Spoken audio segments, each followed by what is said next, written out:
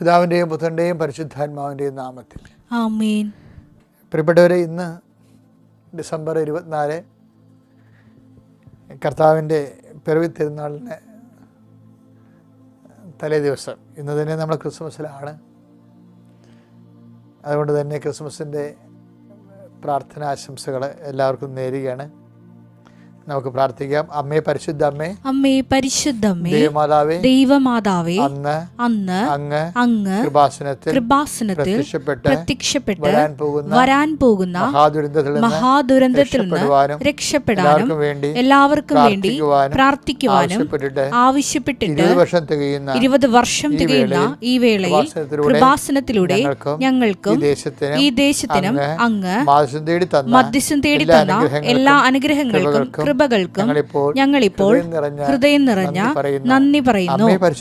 അമ്മേ പരിശുദ്ധ അമ്മേ, ജപമാല മാതാവേ, സകല കൃപാസനം പ്രാർത്ഥനകളോടും ചേർത്ത് ഞങ്ങളിപ്പോൾ പ്രാർത്ഥിക്കുന്ന ഈ കുടുംബത്തിന്റെ പ്രത്യേക നിയോഗം. എൻ്റെ പ്രിയപ്പെട്ടവരെ, നിയോഗം പറയുക. നിങ്ങളുടെ പ്രാർത്ഥന ആവശ്യങ്ങളെ പറയുക. ഇപ്പോഴേ കണ്ണുകളടച്ച് കൈകൾ കൂപ്പി ഭക്തിയോടെ വിശ്വാസത്തോടെ ശരണപ്പെടുക.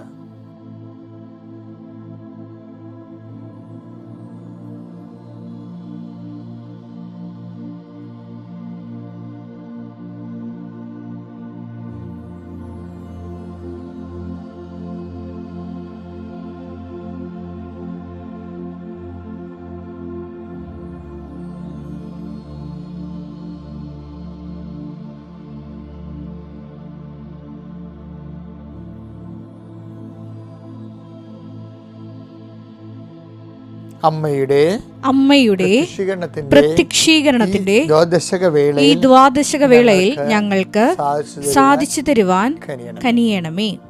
വിശ്വാസ പ്രമാണം. സർവശക്തനായ പിതാവും ആകാശത്തിന്റെയും ഭൂമിയുടെയും സൃഷ്ടാവുമായ ദൈവത്തിൽ ഞാൻ വിശ്വസിക്കുന്നു. അവിടുത്തെ ഏകപുത്രനും ഞങ്ങളുടെ കർത്താവുമായ ഈശോ മിശിഹായിലും ഞാൻ വിശ്വസിക്കുന്നു.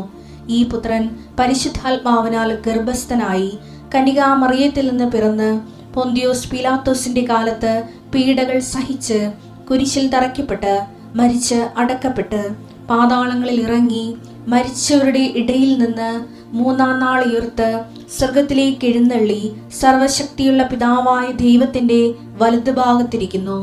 അവിടെ നിന്ന് ജീവിക്കുന്നവരെയും മരിച്ചവരെയും വിധിക്കുവാൻ വരുമെന്നും ഞാൻ വിശ്വസിക്കുന്നു.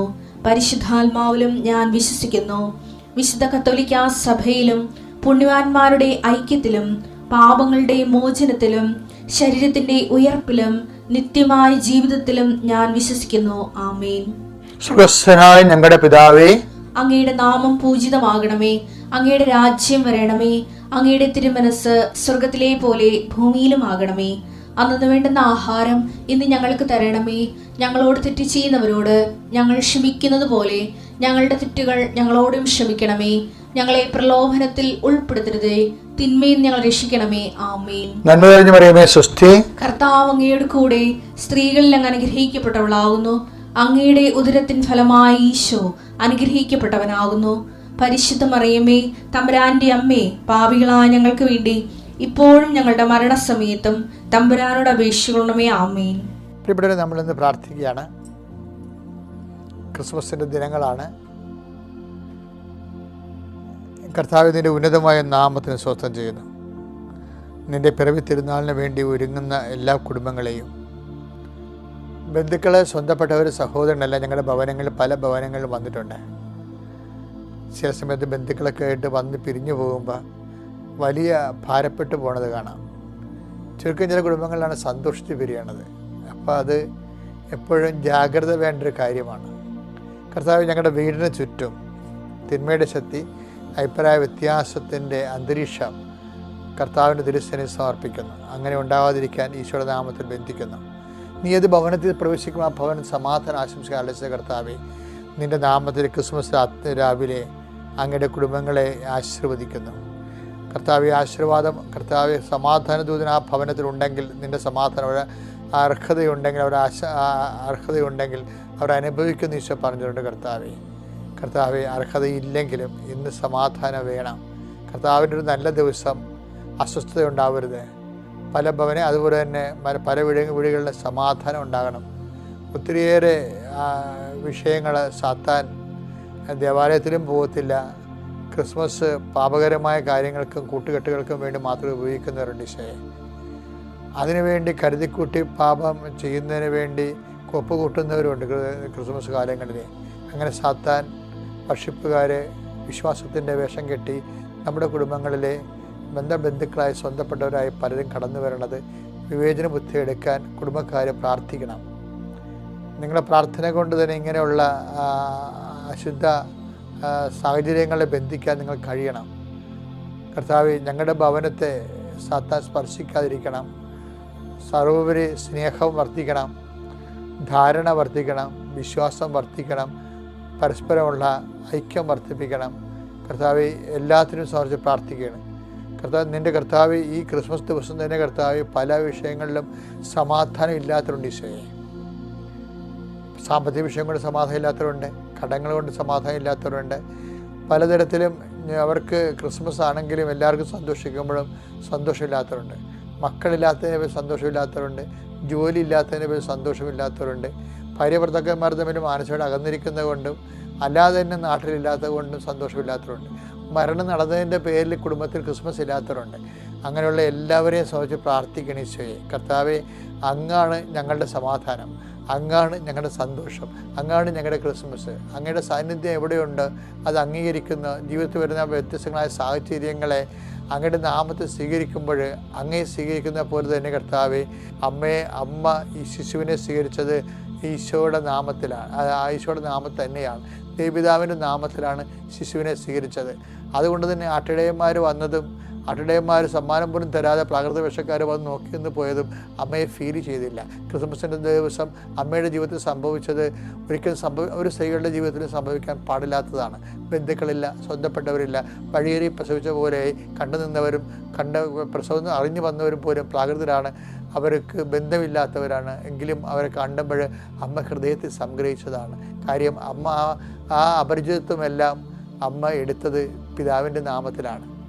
അതുകൊണ്ട് തന്നെ അമ്മയുടെ ഹൃദയത്തിൽ തുള്ളിച്ചാടുന്നുണ്ടാവും അമ്മ. കാര്യം വിശ്വാസമെന്ന് പറയുന്നത് എല്ലാം ക്രിസ്തുവിൻ്റെ നാമത്തിലോ അല്ലെങ്കിൽ ദൈവത്തിൻ്റെ നാമത്തിലോ നമ്മൾ എടുക്കുന്നതാണ്. ക്രിസ്മസുമായിട്ട് നിൻ്റെ ജീവിതത്തിൽ എന്ത് തന്നെ വന്നാലും ദൈവപൈതലെ അത് ക്രിസ്തുവിൻ്റെ നാമത്തിൽ എടുക്കാനുള്ള പ്രത്യേക അഭിഷേകം ഈ ഭവനങ്ങൾ കർത്താവ് നൽകട്ടെ എന്ന് പ്രാർത്ഥിക്കുന്നു. പലതരത്തിലുള്ള വിഷമതകളിലൂടെ കടന്നു പോകുന്നവരും കഴിഞ്ഞ കൊല്ലം ഉണ്ടായിരുന്നവരും ക്രിസ്മസ് ഉണ്ടായിരുന്നവർ ഇന്ന് നിങ്ങളുടെ വീട്ടിൽ ഇല്ലാത്ത അവസ്ഥ ഉണ്ടാകാം. ചിലപ്പോൾ യാത്ര ചെയ്ത് പോയി കാണാം, ചിലപ്പോൾ എന്നേക്കുമായി യാത്ര പിരിഞ്ഞു പോകാം. ഏതായാലും അതിലൊന്നും സങ്കടപ്പെടേണ്ട കാര്യമില്ല. ദൈവം വിളിക്കുമ്പോൾ നമ്മളെല്ലാവരും പോകേണ്ടതാണ്. ആർക്കും അതിൻ്റെ തൊഴിലുമില്ല. ആവശ്യമില്ലാത്ത കാര്യം ഓർത്തിട്ട് നെടുവേർപ്പെടേണ്ട ഒരു കഥയുമില്ല. മറിച്ച് ദൈവം തന്നിരിക്കുന്ന സന്തോഷത്തെ അതിൻ്റെ മിതമായ രീതിയിൽ സ്വീകരിച്ചുകൊണ്ട് ആവശ്യമില്ലാത്ത നിരാശകൾ മനസ്സിൽ നിന്ന് കളയാൻ കർത്താവിൻ്റെ മക്കളെ അങ്ങ് സഹായിക്കണം പ്രാർത്ഥിക്കുന്നു. കർത്താവ് കുഞ്ഞുമക്കളുള്ള കുടുംബങ്ങളുണ്ട്, കുഞ്ഞുമക്കളില്ലാത്ത കുടുംബങ്ങളുണ്ട്, കുഞ്ഞുമക്കൾ രോഗികളായിട്ടുള്ള കുടുംബങ്ങളുണ്ട്.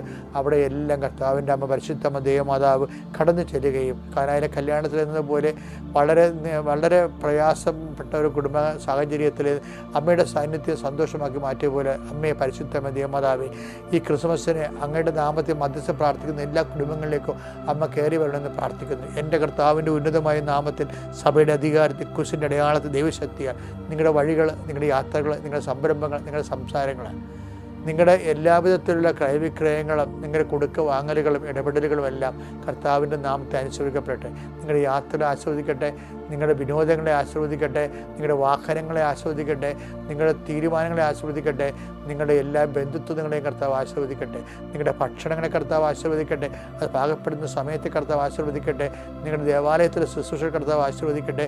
ദൈവത്തിൻ്റെ കരുണ നിങ്ങൾക്ക് ആവശ്യിക്കുകയും ഇന്നത്തെ ദിവസം ആഗ്രഹിക്കുന്ന എല്ലാ കൃപകളും ദൈവത്തിൻ്റെ സ്വന്തം ഭവനമെന്ന രീതിയിൽ ദൈവത്തിൻ്റെ സ്വന്തം മക്കളെന്ന നിലയിൽ നിങ്ങൾക്ക് അവകാശം ഓഹരിയുമാക്കട്ടെ.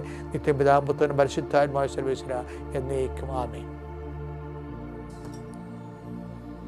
നമ്മൾ ഇന്ന് വായിക്കുന്നത് വിശുദ്ധ ലൂക്കായുടെ സുവിശേഷം 2:19 പ്രാർത്ഥനയിൽ കർത്താവ് ഇപ്പം പറഞ്ഞില്ലേ, അതാണിപ്പോൾ ഞാനിപ്പോൾ നിങ്ങൾക്ക് സന്ദേശം തരാൻ ഉദ്ദേശിക്കുന്നത്. വിശുദ്ധ ലൂക്കായുടെ സുവിശേഷം 2:19 മറിയമാകട്ടെ ഇവയെല്ലാം ഹൃദയത്തിൽ സംഗ്രഹിച്ച് ഗാഢമായി ചിന്തിച്ചുകൊണ്ടിരുന്നു. ഗാഢമായി അമ്മ ചിന്തിച്ച ദിവസമാണ്. നമ്മളെല്ലാം ചിരിക്കണ ദിവസം അമ്മ ചിന്തിക്കുക. കാര്യം എന്താ വെച്ച് കഴിഞ്ഞാലേ, ഇനിയൊരു പ്രസവമില്ലെന്ന് അമ്മയ്ക്കറിയാം. ആദ്യത്തെ പ്രസവം തന്നെ പെരുവഴിയിലായി. ഇത് ശരിക്കും ദൈവത്തിന് വേണമെങ്കിൽ ഈ പ്രസവം വേണമെങ്കിൽ ഒരു കണ്ണും പകലും ഉള്ളപ്പൊക്കെ വെക്കാൻ പറ്റുമായിരുന്നു. പല 4 മണി വൈകുന്നേരം 4 മണിക്കൊക്കെ വെക്കുകയാണെങ്കിൽ ആ കുഞ്ഞിൻ്റെ നിലവിളിയൊക്കെ കേട്ടിട്ട് നാട്ടുകാരൊക്കെ വന്ന് വല്ല വെള്ളം കൊടുത്തേക്കണം. സിനിമയിലൊക്കെ കാണിക്കുന്നുണ്ട്, അമ്മയ്ക്ക് പിറവി രാത്രിയിൽ നാട്ടുകാർ വന്ന് വെള്ളം കൊടുക്കണത് കാണിക്കുന്നുണ്ട്. ഈ ഫ്രാങ്കോസിഫറയുടെ ജീസസ് നാസ്തത്തിൽ അങ്ങനെ സീനുണ്ട്. അപ്പോൾ എനിക്ക് ചിരി വരും ഇത് കാണുമ്പോൾ. കാര്യം പാതിരൊക്കെ പ്രസവിച്ച് ജനങ്ങളെല്ലാം ഉറങ്ങിക്കിടക്കുകയാണ്, വെള്ളം പോലും ഉറങ്ങിക്കിടക്കുന്ന സമയത്താണ്. അതെന്താ വെച്ചാൽ അപ്പായ ഇതാണ് ഇതിൻ്റെ കൺട്രോളെല്ലാം കയ്യിലെടുക്കുന്നത്. അപ്പ പറയണത് ഇവൻ ആരോരുമില്ലാതെ കുരിശ് കിടക്കേണ്ടവനാണ്. അതുകൊണ്ട് തന്നെ ആ പ്രസവത്തിൽ തന്നെ ഇവള് ആരോരുമില്ല, ബന്ധുക്കളും സ്വന്തപ്പെട്ടവരും ഇല്ലാതെ ആ കുരിശിനോട് നിൽക്കേണ്ട ആളാണ്. ഭയങ്കര ട്രെയിനിങ്ങാണ് കൊടുക്കണതേ. നിത്യതയ്ക്ക് വേണ്ടിയുള്ള ട്രെയിനിങ്ങിൻ്റെ അകത്താണ് ഇതൊക്കെ. അതിൻ്റെ തന്നെ ഈ പാക്കേജൊക്കെ വരണത്, പെരുവഴി പാക്കേജൊക്കെ വരണത് അങ്ങനെയാണ്. അപ്പോൾ നിങ്ങൾ അതിൻ്റെ അകത്ത് ഓർത്ത് വിഷമിക്കുകയൊന്നും ചെയ്യരുത്. ഇതെല്ലാം ക്രിസ്തുവിനെ പ്രതിയാക്കി. അമ്മ വിജയിച്ചെങ്ങനെയാണെന്ന് അറിയാമോ? അമ്മ ഗാഢമായി ചിന്തിച്ചു. എന്താണ്? അന്നമ്മയുടെ കൂടെ കുഴമ്പ്, തുണി, പോഷകാഹാരങ്ങൾ എല്ലാമായിട്ട് ജീവിച്ച ആളാണ്.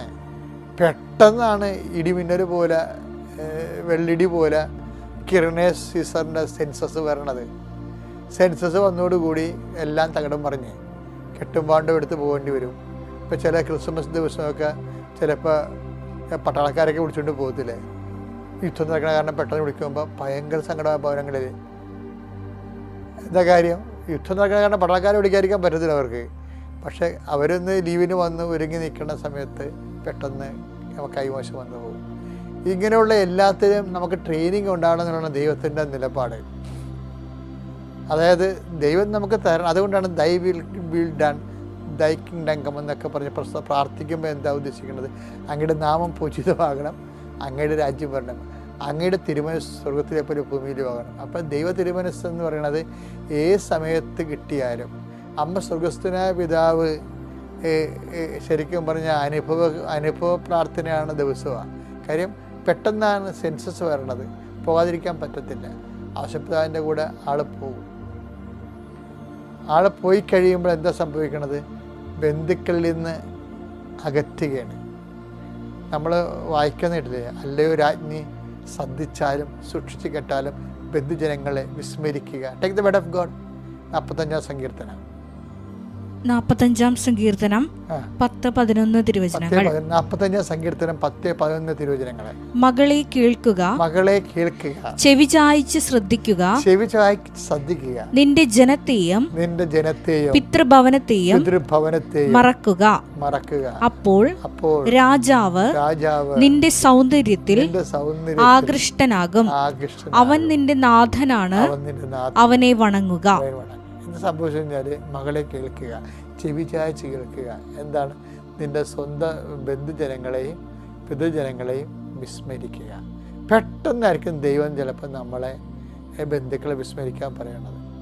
അതായത് ഇതാ കർത്താവിൻ്റെ ദാസ്യം അമ്മ പറഞ്ഞില്ലേ, അതിൻ്റെ അകത്ത് ഈ പാക്കേജ് ഉണ്ട്. കർത്താവിൻ്റെ ദാസ്യം അന്ന് ലൂക്ക 1:38 എന്താ അമ്മ പറഞ്ഞത്? ഇതാ കർത്താവിൻ്റെ ദാസി അങ്ങയുടെ വചനം പോലെ എന്നിൽ നിറവേറട്ടെ. അമ്മ ഒപ്പിട്ട് കൊടുത്തിരിക്കുകയാണ്. ദേവപിതാവിന് അമ്മയുടെ സ്വാതന്ത്ര്യത്തിൽ ഏത് സമയത്തും ഇടപെടാൻ പറ്റുന്ന രീതിയിൽ അമ്മ ബ്ലാങ്ക് ചെക്ക് ഒപ്പിട്ടിരിക്കുകയാണ്. ദൈവത്തിന് എത്ര ലക്ഷങ്ങൾ വേണമെങ്കിൽ എഴുതി കയറ്റാം, അങ്ങനെ കോടികൾ എഴുതി കയറ്റുകയാണ്. എന്താണ്?